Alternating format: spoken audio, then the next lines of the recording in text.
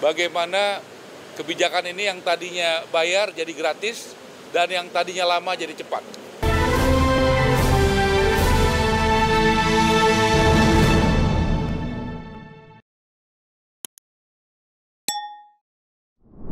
Selamat malam, selamat berbuka puasa kepada teman-teman yang berpuasa.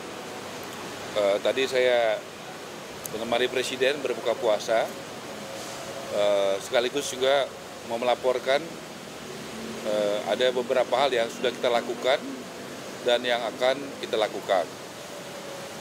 Yang pertama, tadi Presiden meminta untuk supaya hal-hal yang kebijakan yang pro rakyat oleh Presiden Prabowo, ya, yang dari tadinya bayar menjadi gratis, yaitu BPHTB tadinya 5% menjadi 0, kemudian juga restribusi PBG, ya, PBG persetujuan bangunan gedung dari bayar jadi 0, dan PPN ini ditanggung pemerintah sampai Juni 2025, ini supaya disosialisasikan secara masif ke daerah supaya bisa dinikmati oleh MBR. Ini khusus kebijakan untuk MBR, yaitu masyarakat berpenghasilan rendah.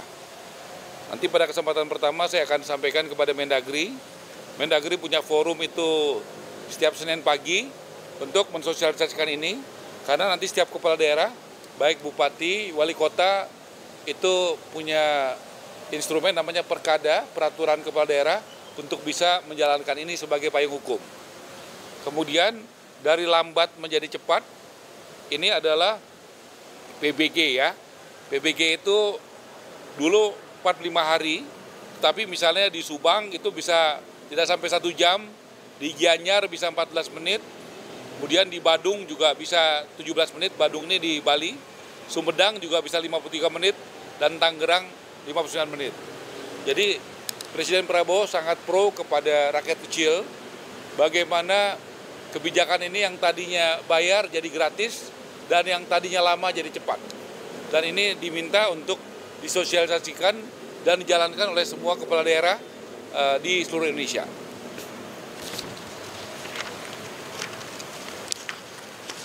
Kemudian saya laporkan progres Wisma Atlet, 3 tower itu yang Pademangan, ada 3 tower, 8, 9, 10 sudah selesai, sudah siap diserah terimakan. Nanti ada yang menghuni, ada bagi masyarakat dan juga bagi ASN, nanti yang mendistribusikannya adalah Menseknek. Ini di Wisma Atlet, karena ini adalah dulu adalah momentum yang sangat bersejarah buat bangsa kita, karena pada saat COVID itu begitu banyak dokter kita dan perawat yang berjuang, ya, yang menyelamatkan jiwa-jiwa warga Indonesia yang kena COVID. Jadi kita berusaha untuk membuatnya dengan sebaik-baiknya. Kemudian juga pembangunan tower di IKN, itu yang sudah selesai 20 tower. 20 tower ini sudah selesai dan itu bisa digunakan. 20 tower sudah selesai. Kemudian ini capaian rumah subsidi, FLPP. Jadi saya bisa disorot, ya. Ini datanya. Jadi yang berjalan pembangunan 9.330, ready stock 14.042, persetujuan kredit artinya dari banknya udah setuju 19.643, yang akad kredit tapi belum cair 20.603, total 63.618. Kemudian yang sudah sampai kepada masyarakat itu 69.000. Ini akad dan sudah cair. Akad Tapera khusus PNS yang sudah terbangun dan akad 1.384. Jadi totalnya 134.937. Ini bank penyalurnya, ya. Dan ini asosiasi yang membangun. Untuk tahun 2025 kita menyiapkan yang sudah ada DIPA-nya 220.000 rumah subsidi. Kemudian saya juga laporkan rumah subsidi yang kami sudah turun, banyak yang bagus, yang jalannya bagus, temboknya nggak retak, ubinnya juga rata, airnya bagus, penghijauannya bagus. Tapi kami juga menemukan yang tidak hujan banjir, yang belum setahun retak-retak dan sebagainya. Presiden memerintahkan, karena ini adalah rumah subsidi bukan berarti tidak berkualitas, harus berkualitas. Karena ada contoh yang banyak yang berkualitas. Yang tidak berkualitas ini merugikan rakyat.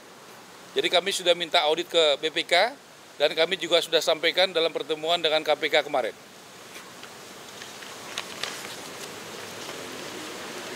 Kemudian kami laporkan, kami sudah melakukan groundbreaking dengan TNI Angkatan Darat.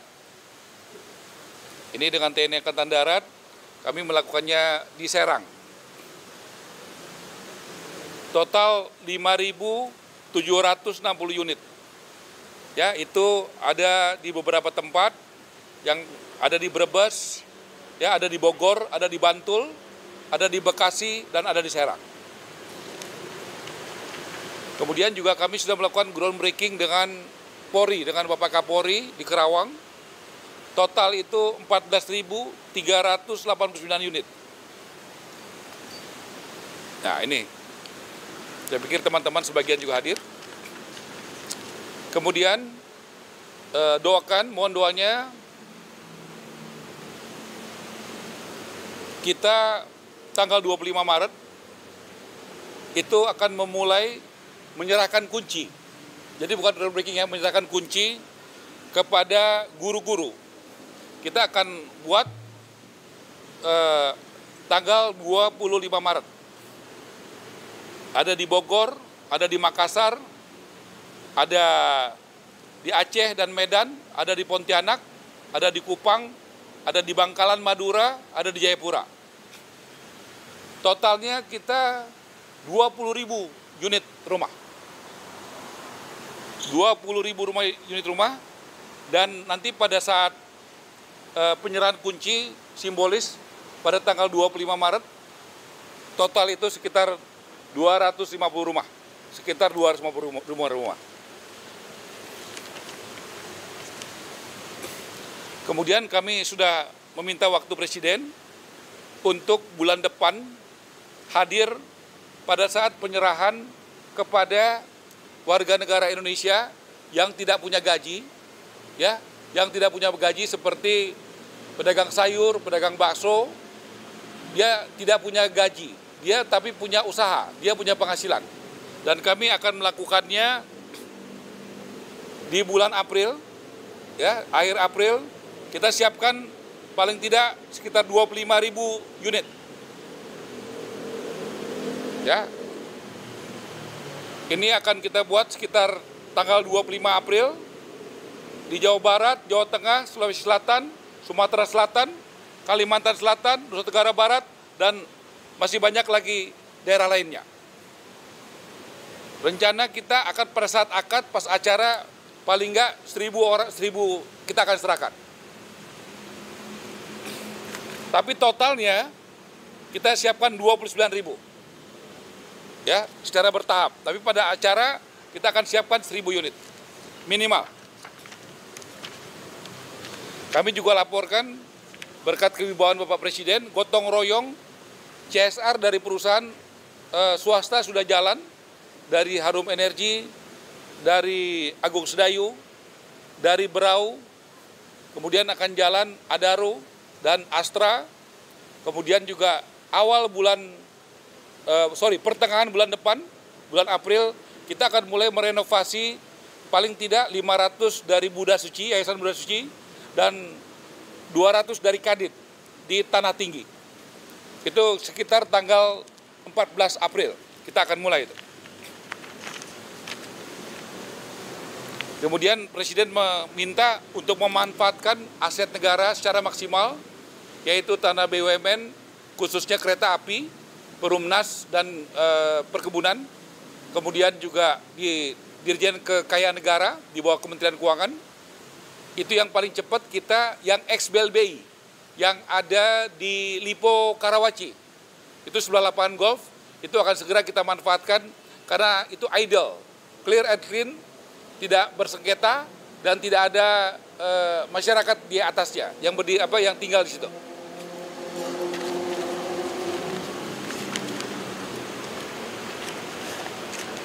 Kemudian saya juga harus laporkan sesuai Undang-Undang Cipta Kerja itu harus dibentuk Badan Percepatan Penyelenggaraan Perumahan BP3. BP3 ini adalah hunian berimbang, di mana pengembang kalau dia membangun satu rumah mewah, dia wajib membangun 2 rumah yang sedang dan 3 rumah yang sederhana. Ini untuk mengedepankan keadilan sosial. Jadi ini sangat penting bagaimana Bapak Presiden selalu dengan Pancasila dan Konstitusi ada keadilan sosial. Jadi BP3 ini akan segera kita bentuk supaya ini bisa berjalan soal keadilan. Saya rasa itu, terima kasih teman-teman. Saya rasa cukup ya.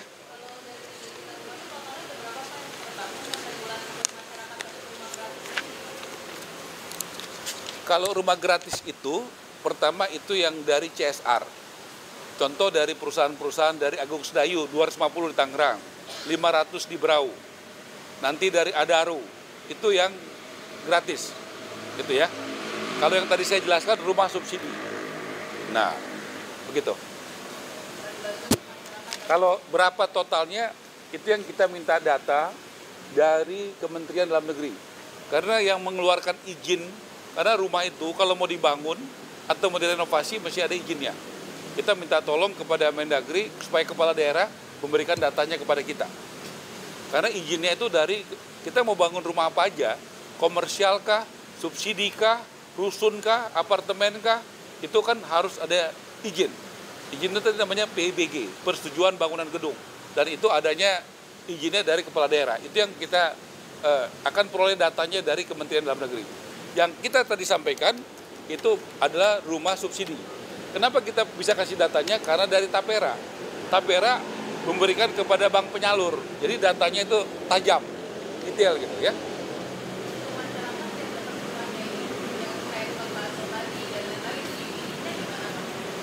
Tentu ada mekanisme bank, dia tidak punya gaji, tapi punya penghasilan. Gitu ya. Ya, mereka ada polanya bank tentu tidak boleh mengucurkan kredit secara tanpa manajemen risiko yang baik. Dia mesti datang lihat bagaimana omsetnya, bagaimana itu sih, karena dia nggak punya gaji. Kalau yang punya gaji itu lebih mudah karena potong gaji.